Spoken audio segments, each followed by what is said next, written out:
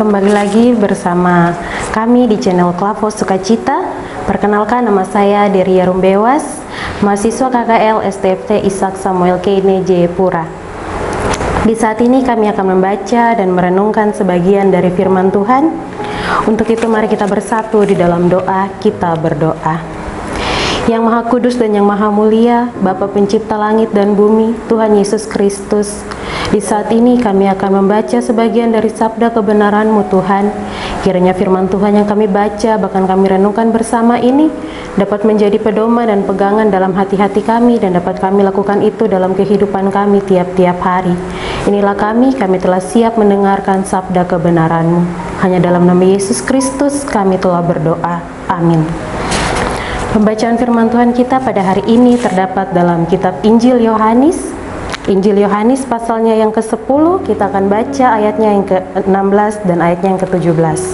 Injil Yohanes pasal 10 dengan judul Gembala yang Baik.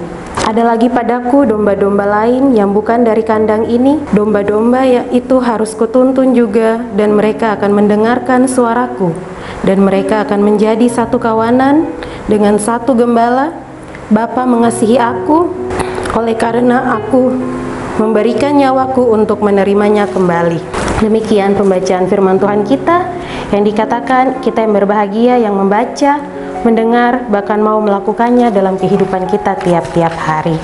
Bapak, Ibu, Saudara-saudari yang terkasih dalam Tuhan kita Yesus Kristus, firman Tuhan yang kita baca bersama ini dalam Injil Yohanes pasal 10. Dalam bagian ini Yesus Kristus memperkenalkan dirinya sebagai gembala yang baik. Ia menggambarkan betapa besar kasih-Nya kepada umat manusia, seperti gembala yang mengenal, memelihara, bahkan melindungi setiap dombanya. Bapak Ibu yang terkasih dalam Tuhan kita Yesus Kristus, pembacaan kita saat ini diberikan tema Yesus Gembala yang Baik, Memimpin dan Mengasihi. Bapak Ibu, Saudara-saudari yang terkasih dalam Tuhan kita Yesus Kristus, pada ayatnya yang ke-16 ada dikatakan, ada lagi padaku domba-domba lain yang bukan daripada kandang ini. Domba-domba lain ini menunjukkan pada bangsa-bangsa non-Yahudi atau orang-orang kafir, mereka yang berada di luar perjanjian Israel. Kata kandang ini berarti umat Israel, bangsa pilihan Allah dalam perjanjian lama. Maksudnya Yesus menyatakan bahwa misi keselamatannya bersifat universal, bukan hanya untuk satu bangsa. Ia datang agar semua orang dari segala bangsa dapat menjadi umat Allah melalui imannya. Lalu bagian yang berikut, mereka harus kutuntun juga, dan mereka akan mendengar suaraku.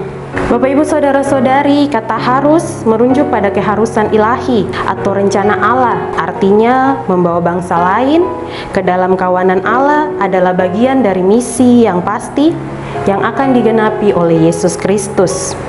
Yesus sendiri yang akan memanggil, menuntun, dan menyatukan mereka melalui pengajarannya, melalui Roh Kudus, dan melalui pemberitaan Injil oleh murid-muridnya. Mendengar suara gembala berarti percaya dan menaati firman-Nya. Ini menggambarkan respon iman dari orang-orang Yahudi yang menerima Yesus sebagai juru selamat. Iman kita muncul karena mendengar suara Kristus. Jadi mereka benar-benar milik Kristus, akan mengenali dan mengikuti suaranya. Lalu bagian yang berikut, dan mereka akan menjadi satu kawanan dengan satu gembala. Ayat ini memiliki puncak dari persatuan umat Allah di bawah satu gembala, yaitu Yesus Kristus. Tiada lagi perbedaan Yahudi atau bukan Yahudi, karena semua percaya kepada satu Tuhan yang sama. Ini menggambarkan kesatuan gereja yang sejati, yaitu tubuh Kristus yang terdiri dari semua orang percaya di seluruh dunia. Kristus menjadi gembala utama dan satu-satunya pemimpin sejati. Lalu pada ayatnya yang ke-17 yang berkata, Bapa mengasihi aku. Kasih Bapa kepada Yesus bukan karena Yesus mencari kasih itu, tetapi karena hubungannya mereka memang bersifat kasih karunia, kasih yang sempurna dan kasih yang kekal.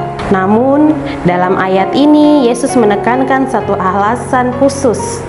Mengapa kasih itu tampak nyata?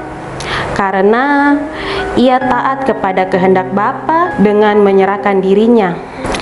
Ayat ini memesankan kasih Bapa berkenan atas ketaatan anaknya yang rela menjalankan misi keselamatan, bahkan sampai mati di kayu salib. Lalu yang berikut, karena aku memberi nyawaku untuk menerimanya kembali.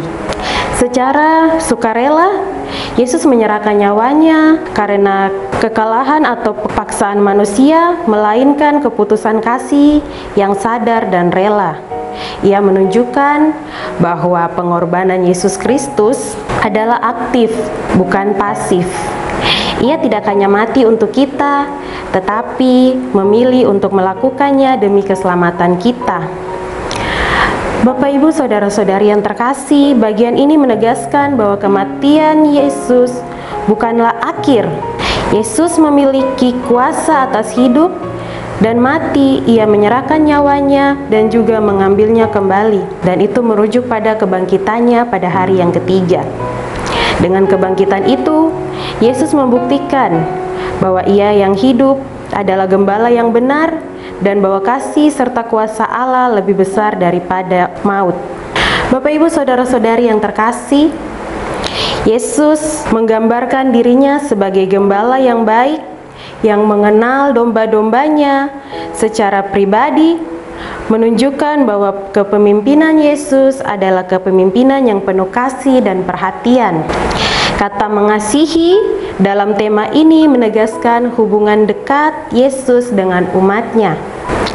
Dia tidak sekedar memimpin dengan otoritas, tetapi juga dengan perhatian yang mendalam dalam kehidupan kita, terhadap kebutuhan dan kesejahteraan kita. Dalam hidup kita sehari-hari, umat diajak untuk peduli dan memimpin senantiasa dalam pekerjaan-pekerjaan Tuhan. Kita dapat merasa aman dalam kasih-Nya, yakin bahwa Dia akan menuntun kita ke jalan yang benar, bahkan dalam kesulitan sekalipun. Bapak, Ibu, saudara-saudari yang terkasih, dari firman Tuhan kita hari ini, kita diajak untuk belajar bahwa Yesus adalah gembala yang baik, yang mengenal dan mengasihi setiap dombanya. Ia tidak membeda-bedakan, melainkan memanggil semua orang dari berbagai bangsa dan latar belakang untuk menjadi satu kawanan dengan satu gembalaan, yaitu dirinya sendiri. Karena itu, marilah kita hidup sebagai domba-domba yang setia, mendengarkan suara gembala, mengikuti jalannya, dan mewartakan kasih-Nya kepada orang lain. Semoga hidup kita menjadi kesaksian yang nyata dari kasih dan persatuan dalam Yesus Kristus Tuhan kita yang hidup. Amin. Mari kita bersatu di dalam doa. Kita berdoa. Ya Tuhan Allah Bapa kami dalam kerajaan sorga, Bapa yang kami sembah, kami puji, kami permuliakan selalu. Terima kasih atas penyertaan-Mu terhadap kehidupan kami, hingga pada saat ini kami boleh berada bersama-sama untuk membaca, bahkan mendengar sebagian dari sabda kebenaran-Mu Tuhan Yesus. Kiranya firman Tuhan yang kami baca pada saat ini boleh tertanam dalam tiap hati-hati kami dan dapat kami lakukan dalam kehidupan kami tiap-tiap hari. Bahkan renungan yang telah kami dengar, kami mengimani bahwa ketika kami mengenal gembala kami yaitu Yesus Kristus, maka kami akan hidup dalam kasih yang berasal daripada-Mu saja Tuhan Yesus. Kiranya firman Tuhan ini dapat menjadi pegangan dan pedoman dalam kehidupan kami setiap hari Tuhan Yesus.